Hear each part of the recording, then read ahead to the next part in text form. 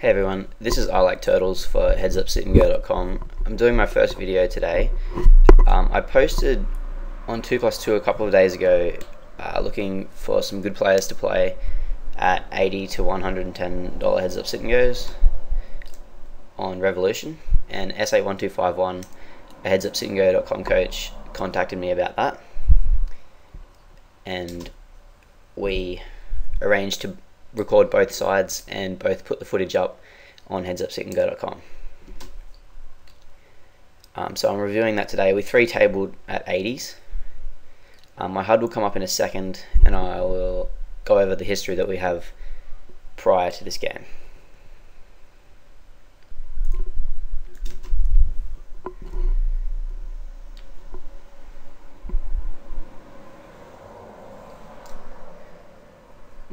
So pretty standard c-bet on the bottom left.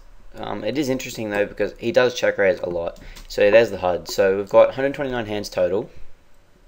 He is opening 86% at deep stacks so far, and he's tightening that at shorter stacks. Out of position, he is 3-betting a lot. Again, that's a small sample, but I think with his overall aggression, it's fair to assume that he is going to be 3-betting a pretty high percentage. And also, I've opened probably upwards of 90% of my buttons against him deep stack so far. He c-bets a lot on all streets. Unfortunately, because this is recorded, I can't really see the samples. But he's been aggressive, and also he's check raised 8 out of 15 flops, I think, and that's included hands like Ace-2 on a 10-5-2 two-tone board, and he 4-bet shoved against a 3-bet from me, and King-10 on Ace-10-5, and then he checked the 10 turn, and he check raised a 2 river, and Ace-2 on a Queen-8-7 flop, and he barreled off on a Jack turn. So bottom left, you could think about 3-betting just because he check raises so much, but he does have a bit of a merged check raise range, and I don't really expect him to fold like any pair against my 3-bets, especially on this board. And my equity is like really bad there.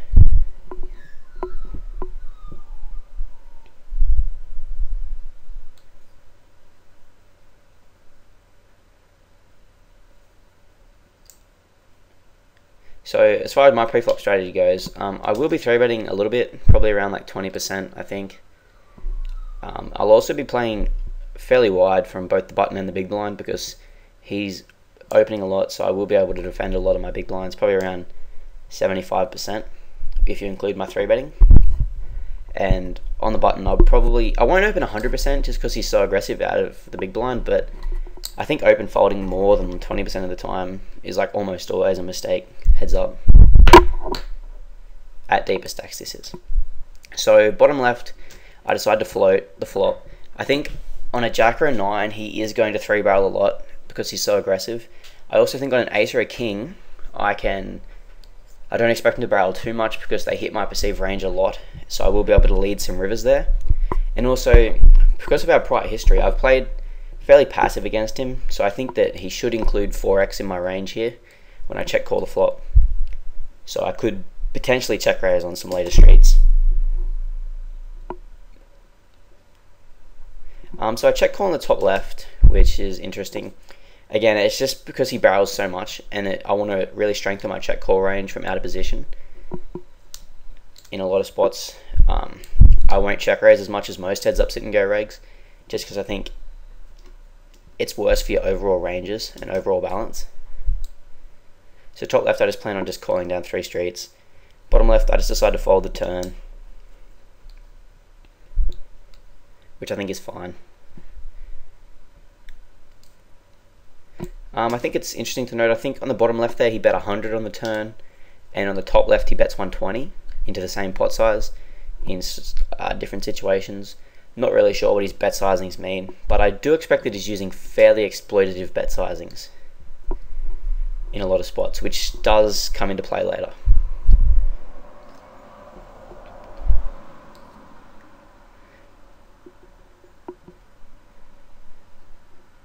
So we see that he bet the turn there with King-8, which I find interesting.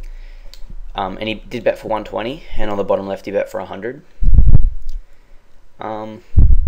I'm not really sure how I like his turn bet without continuing on rivers. I guess I probably do fold 2x and pocket pairs and ace highs on the turn.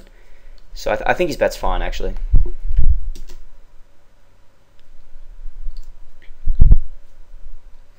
So queen 6, pretty standard defend against a wide opener. 10-7, check back the flop because I don't really want to get check raised. If I do, it's going to be pretty gross on later streets and hard to get to showdown against an aggressive player.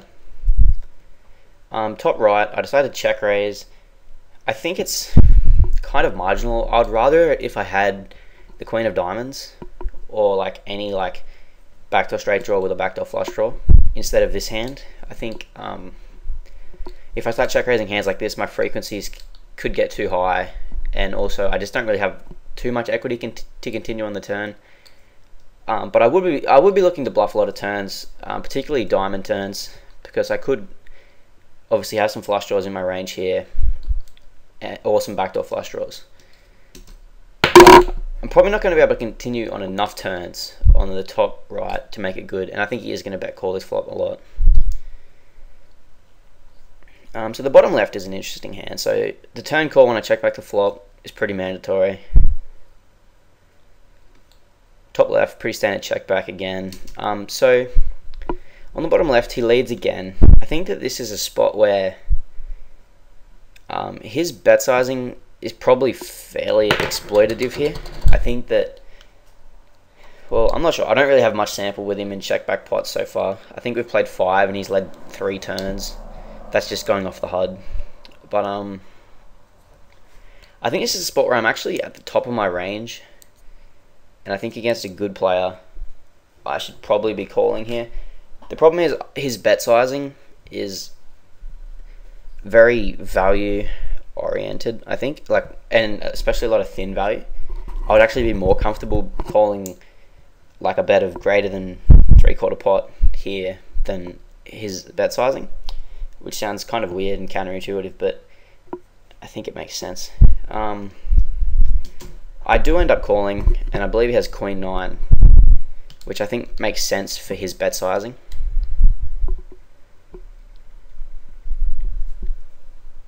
So top right, he's 3-betting a lot. Queen 7 suited, I think, is going to be more profitable to flat than fold. Could also think about 4-betting.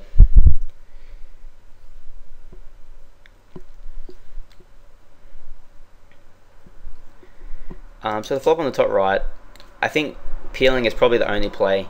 I don't think he's going to c-bet this board wide in 3-bet pots because it hits my range so much. So I think if his range is like fairly strong, raising the flop doesn't have too much merit. Even though I rep it well, I think that his betting range is fairly strong. And I do have an over and a gut shot and a backdoor flush draw. And if he did bet an air type hand, I think he's going to check the turn a lot, and then I can bluff. The turn comes an 8. I think I do rate this turn really well. However, when he bets, I think that his betting range here is fairly strong.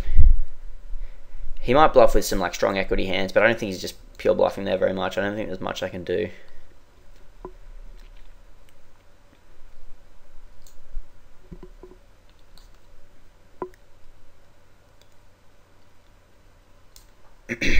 So pretty standard check call top right, pretty standard c-bet bottom left.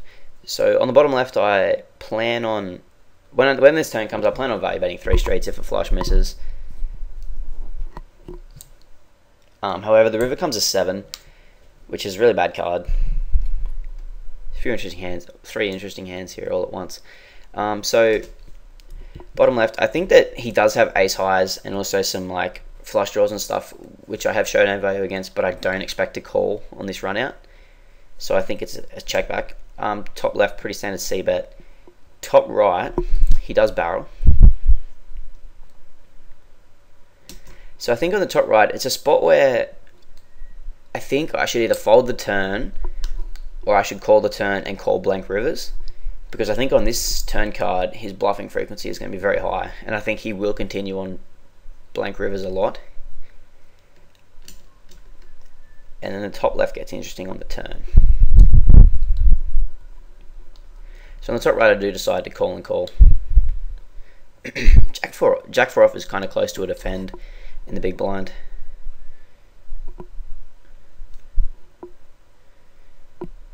So top right, I think I call down.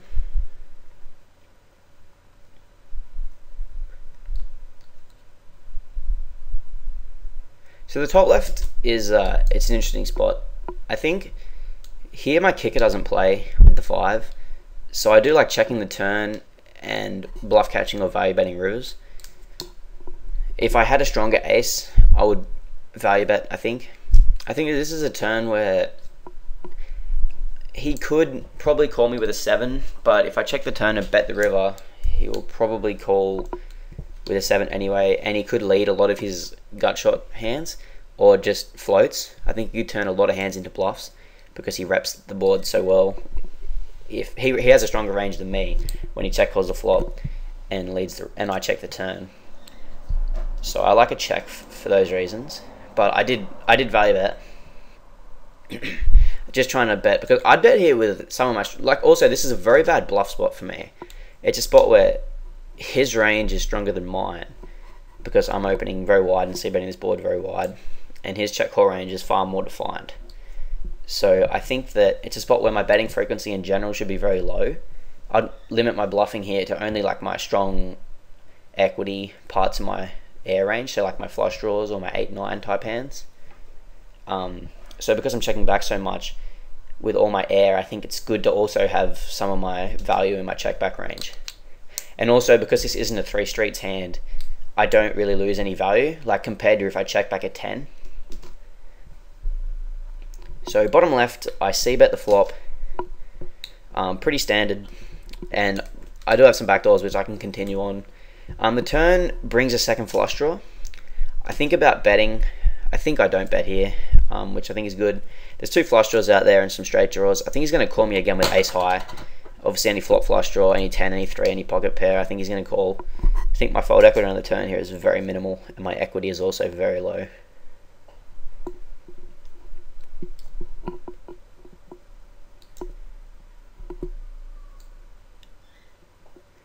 So I get check raise on the top left to 280.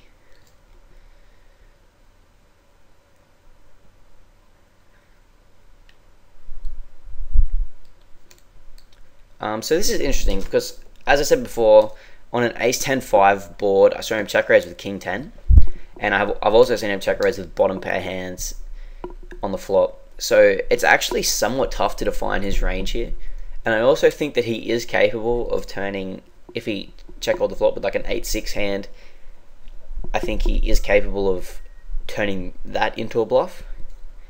I also think that this is a lot of reason why I shouldn't be betting in this spot, because he can check raise this spot a lot and rep the 10 fairly well. I did decide to fold in the end. I'm not sure how likely he is to check raise this turn, although I think that I shouldn't bet in the first place because it can put me in these spots and it's just not as good of a line overall.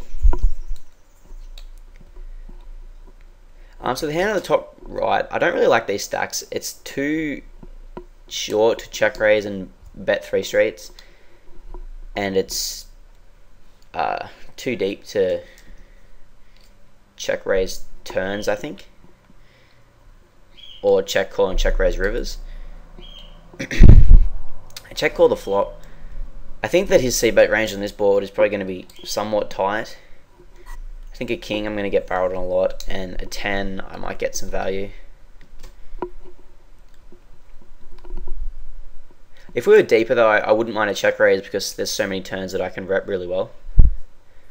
And bet 3 streets to get him off a lot of marginal hands.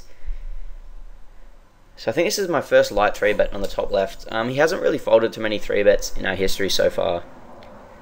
But I still do want a 3-bet bluff range, and I think my game flow is pretty good at the moment. So on the top right, my plan, I didn't really notice the stacks properly. I did float the flop planning on getting funky on later streets, but I just decided to fold the turn there, which I think is fine.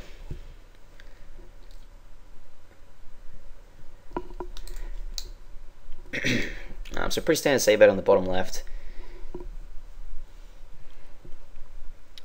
When he check calls the flop, I expect him to have ace high, queen high, 4x, and if some low pocket pairs if he flats them pre-flop. So I decide to barrel here. I'm planning on betting 3 straights on flush card rivers, because I think that he is more likely to check. I think he's very likely to check raise a lot of flush draws on this flop, both spades and also backdoor diamonds. And also I'm obviously going to be barreling a lot of my spade and diamond combos, and I do have a diamond blocker, although it's somewhat irrelevant. So the river does come a diamond. I think that here he has a lot of 4x. He could have some like 8x of spades hands, some ace highs. Overall he has a fairly weak range, and I think I definitely have the stronger range on this river. So I do elect to overbet, overbet shove, which I think puts him in a tough spot with a lot of his hands, and by overbetting I do allow myself to bluff with a higher frequency than if I made a normal size bet, and it's pretty easy to just shove my value combos as well to balance it.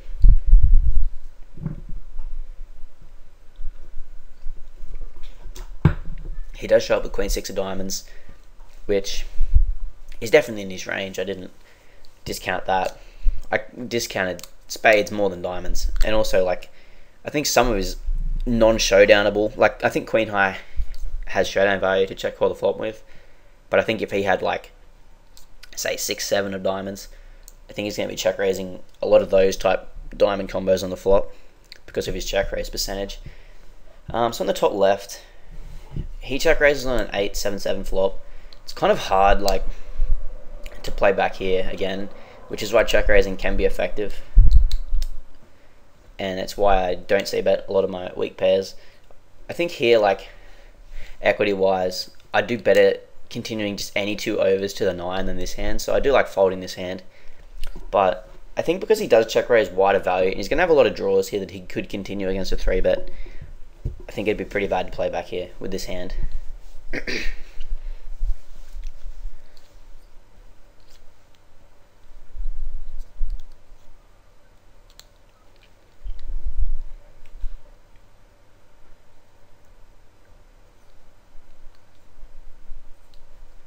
So here I decided to check back the flop, which is interesting. I think there's merits to c-betting and checking back. I think deeper there's more merits to checking back than shorter, because shorter he's more likely to just check raise and get it in with a lot of hands like king 10 and flush draws and stuff like that, which I dominate and I want to get it in against. And also I believe I'm a slight favourite against a queen x hand anyway. Checking back's kind of good for deception though, because I think on a spade turn or river he's going to bluff I think he's going to bluff an extreme amount of the time. And also I think against his strong value hands, checking back I don't lose any value, unless the only time I lose value is if the turn is an ace or the river is an ace and he has like a queen, because then I think an ace is very much in my perceived range for checking back this flop. But when I check back there's no turn I can't call on, assuming he doesn't like overbet or something. And it's good for deception, and it's also good for my overall ranges here, because I think his flatting range in the big blind is probably going to hit this board pretty hard. And also I would want to check back like all of my like jack x, 5x, ace highs, pocket pairs, all of those hands I'd like to check back, because he's going to check raise this board a lot. So I think it's good for my ranges to check back here as well. So I'm definitely calling a turn. Good river, and he overbet shoves. I snap it obviously, and he has king 4 with a spade blocker. I guess the spade blocker is not really relevant if he doesn't think I'm checking back spades, but I think that's why my check back is good there, because I think spade rivers he's going to bluff a lot, and also I think his play is good in this spot, just because he has a stronger range here for sure, and he can't really expect me to have any spade combos, and I can't really call without spades. So check raise on the bottom left. I prefer this spot on the bottom left here to the queen six because I do have some better backdoors, and also the flop is he's more likely to bet fold this flop. He's going to have a lot more air when he bets this flop than the 9-8x board. Turn one of those backdoors. I think betting the turn here will be good. I think if you bet called a 2x on the flop or an ace high, he should fold those hands on the turn. Maybe like I guess pocket threes, pocket fours, he might continue again now that he's picked up some additional equity. But I can bet a lot of rivers, especially spade rivers.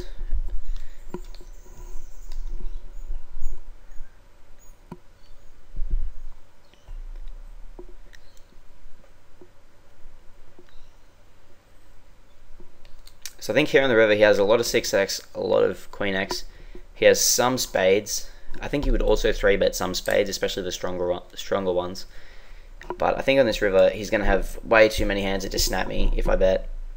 Plus I don't really rep anything if I bet here. I'm repping just a strong queen only because all of my spade combos have missed, and I'm not very likely to check raise with 6x. So it's really only 3-4 or a queen that I'm repping.